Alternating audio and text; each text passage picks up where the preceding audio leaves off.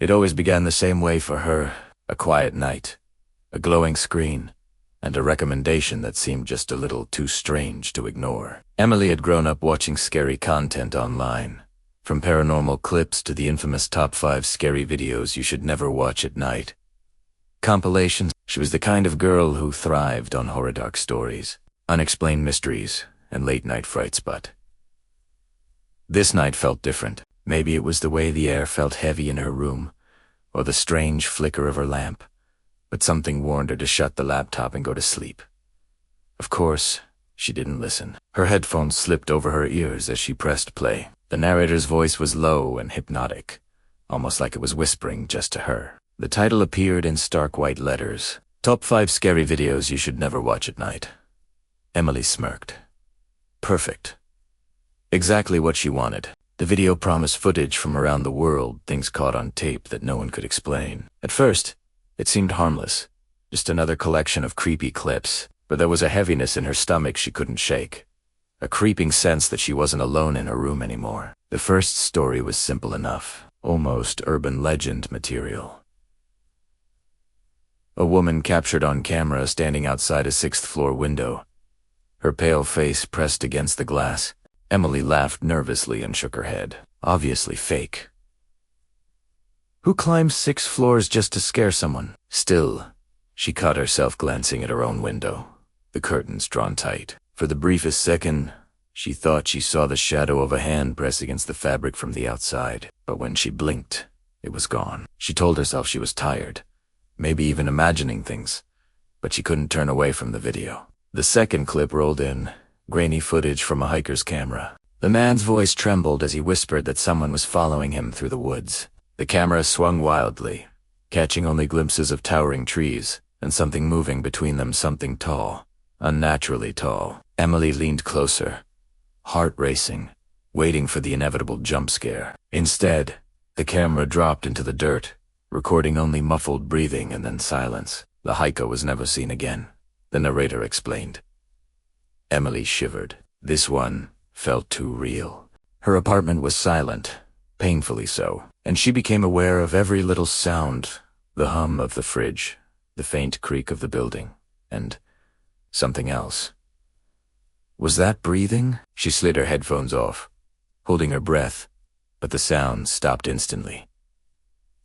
The silence was worse. Slowly, she put the headphones back on, convincing herself it was just part of the video. The third video showed grainy baby monitor footage. A small child lay in a crib, giggling at nothing. Then, faint whispering filled the audio, like a lullaby sung by a voice not belonging to either parent. Emily's skin crawled as a shadow leaned over the crib on screen, though no one else was in the room. She thought about her own childhood, those nights she used to tell her parents there was someone standing in the corner. They never believed her. What if children weren't imagining things at all? What if they could see what adults could not? Emily turned up the volume just enough to hear the lullaby, her eyes locked on the shadow moving across the baby's wall. The fourth video shifted to a group of teenagers, laughing in an elevator, playing the so-called elevator ritual. Emily rolled her eyes. She had read about this online. A creepypasta turned internet game. But then the doors opened to a floor that didn't exist on the building's blueprint. The camera shook, laughter turning to screaming as the group disappeared one by one. The last thing recorded was the camera falling to the ground, capturing only the elevator doors closing and never opening again. Emily swallowed hard, realizing her own building was old and creaky, the elevator making unsettling noises every time she rode it. She lived alone on the 4th floor. But now she wondered if her elevator had ever stopped at a floor it shouldn't have. The idea made her palms sweat, and she closed the laptop for a second, just to break the tension. The room was darker than she remembered, and for a moment, she thought she saw her reflection in the black screen of the laptop, except it wasn't her. The reflection was smiling. Heart-hammering, Emily opened the laptop again, desperate for distraction. The 5th and final story had begun. The cursed tape. The narrator warned viewers not to finish it. Emily smirked. Classic clickbait, she muttered, trying to convince herself. Still, she leaned closer. The video began with static, then faint chanting. At first, it was just eerie background noise, but as she listened, she realized the words weren't gibberish, they were her name. Over and over distorted whispers chanting, "Emily, Emily, Emily."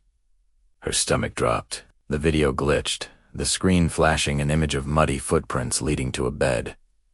She froze. That was her bed.